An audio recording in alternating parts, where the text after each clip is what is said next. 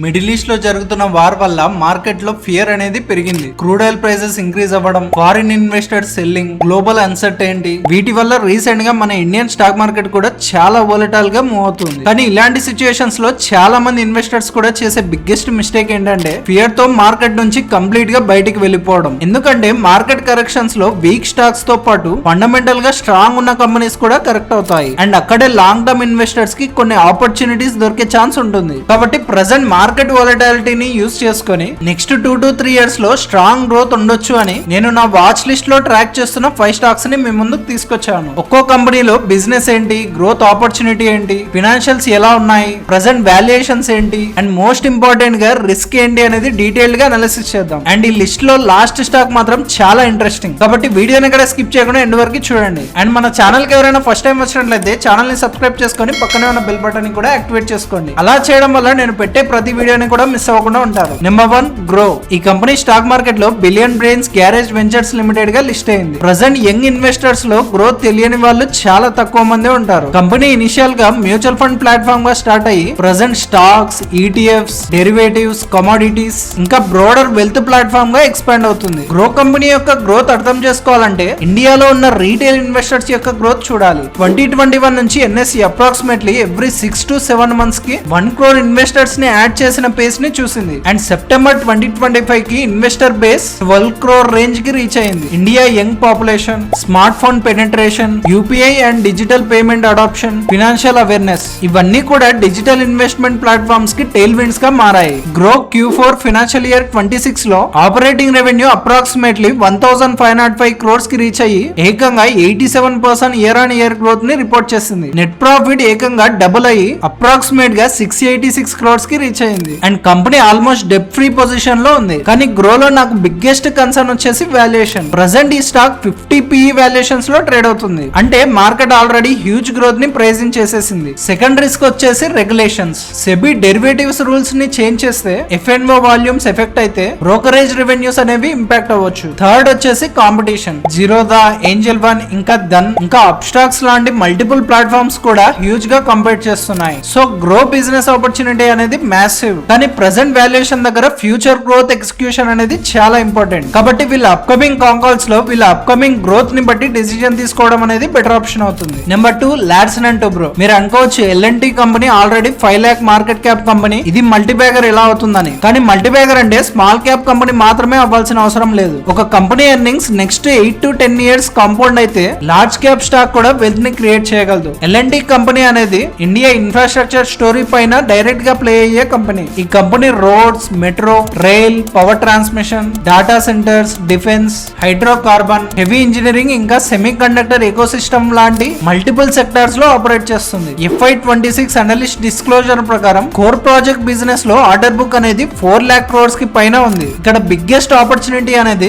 India capex cycle, government infrastructure spend, middle east projects, data centres, energy transition, power transmission, nuclear opportunity ఇంకా defence manufacturing లాంటి sectors అన్ని L&T కి future orders ని create చేయగలవు. Valuation approximately 30 PE range లో ఉంది. ROCE around 14.6% and ROE approximately 15.9% గా ఉంది. L&T వాల్యుయేషన్ అనేది చీప్ అని చెప్పలేము, కానీ historical business quality and order visibility consider చేస్తే మోడరేట్ వాల్యుయేషన్ లో ట్రేడ్ అవుతున్నట్లు చెప్పుకోవచ్చు. కానీ ఇందులో ఉన్న రిస్క్ ఏంటంటే L&T ఇంటర్నేషనల్ బిజినెస్ లో మిడిల్ ఈస్ట్ ఎక్స్పోజర్ అనేది చాలా important. Middle east geopolitical tensions వల్ల ప్రాజెక్ట్స్ అనేవి డిలే అవుతున్నాయి. International order inflows and backlog లో రఫ్లీ 1/3 పైన మిడిల్ ఈస్ట్ లింక్డ్ ఎక్స్పోజర్ ఉందని అనలిస్టులు ఎస్టిమేట్ చేస్తున్నారు. సెకండ్ రిస్క్ వచ్చేసి project execution. Raw material cost increase అయితే మార్జిన్స్ అనేవి ఇంపాక్ట్ అవ్వచ్చు. లార్జ్ ప్రాజెక్ట్స్ డిలే అయితే వర్కింగ్ క్యాపిటల్ ప్రెషర్ రావచ్చు. Still India next 10 years infrastructure growth పైన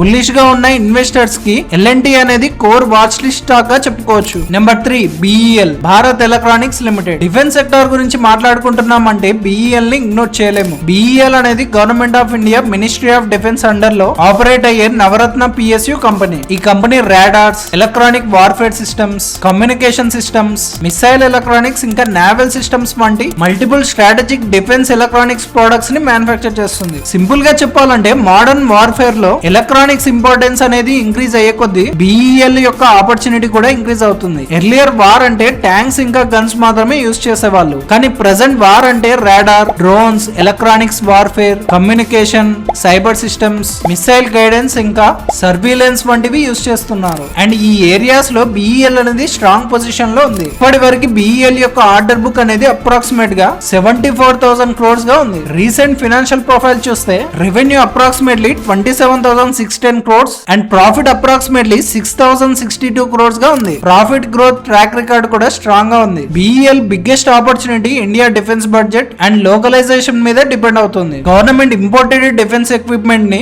డొమెస్టిక్ గా మ్యానుఫ్యాక్చర్ చేయడానికి పుష్ చేస్తుంది. ఎక్స్పోర్ట్స్ కూడా లాంగ్ టర్మ్ ఆపర్చునిటీ. కానీ BEL లో ప్రాబ్లం అనేది బిజినెస్ కాదు, వాల్యుయేషన్. స్టాక్ అప్రాక్సిమేట్ గా 46 PE రేంజ్ లో ట్రేడ్ అవుతుంది. ఒక లార్జ్ క్యాప్ PSU డిఫెన్స్ కంపెనీకి 46 PE అంటే మార్కెట్ ఆల్రెడీ సిగ్నిఫికెంట్ గ్రోత్ ని ఎక్స్పెక్ట్ చేస్తుంది. So future results expectations beat చేస్తే మాత్రమే స్టాక్ అనేది పర్ఫార్మ్ చేయొచ్చు. కానీ రెవెన్యూ గ్రోత్ అనేది 10 to 12% కి స్లో డౌన్ అవుతే PE డీ రేటింగ్ జరగచ్చు. నా వ్యూ లో BEL అనేది ఎక్సలెంట్ బిజినెస్. కానీ ఎక్సలెంట్ బిజినెస్ ని ఏ ప్రైస్ కి పడితే ఆ ప్రైస్ కి బై చేయకూడదు. మార్కెట్ కరెక్షన్ టైమ్ లో వాల్యుయేషన్ కంఫర్ట్ గా ఉంటే అక్యుములేట్ చేయడానికి వాచ్ లిస్ట్ లో యాడ్ చేసుకోవచ్చు. Number 4 Anand Rathi share and stock brokers. ఇది ఆనందరాతి వెల్త్ కంపెనీ అయితే కాదు, రెండు కూడా డిఫరెంట్ లిస్టెడ్ కంపెనీస్. మనం మాట్లాడుకుంటుంది వచ్చేసి Anand Rathi share and stock brokers limited. ఈ company brokerage, margin trading facility, financial product distribution and related capital market services ని కూడా ప్రొవైడ్ చేస్తుంది. ఇండియాలో రీటైల్ పార్టిసిపేషన్ గ్రో అయ్యే కొద్దీ బ్రోకింగ్ కంపెనీస్ కి ఆపర్చునిటీ అనేది క్రియేట్ అవుతుంది. కానీ ప్యూర్ బ్రోకరేజ్ మార్జిన్స్ అనేవి కాంపిటేటివ్ గా ఉంటాయి. అందుకే MTF ఇంకా డిస్ట్రిబ్యూషన్ ఇన్కమ్ గ్రోత్ అనేది చాలా ఇంపార్టెంట్. ఫైనాన్షియల్ ఇయర్ 26 లో company total income approximately 934 crores కి రీచ్ అయ్యి 10.5% గ్రోత్ ని రిపోర్ట్ చేసింది. ప్యాట్ అప్రాక్సిమేట్లీ 132 crores కి రీచ్ అయ్యి 26.9% గ్రోత్ ని రిపోర్ట్ చేసింది. మోస్ట్ ఇంట్రెస్టింగ్ నెంబర్ ఏంటంటే MTF loan book. MTF book approximately 60.6% grow అయ్యి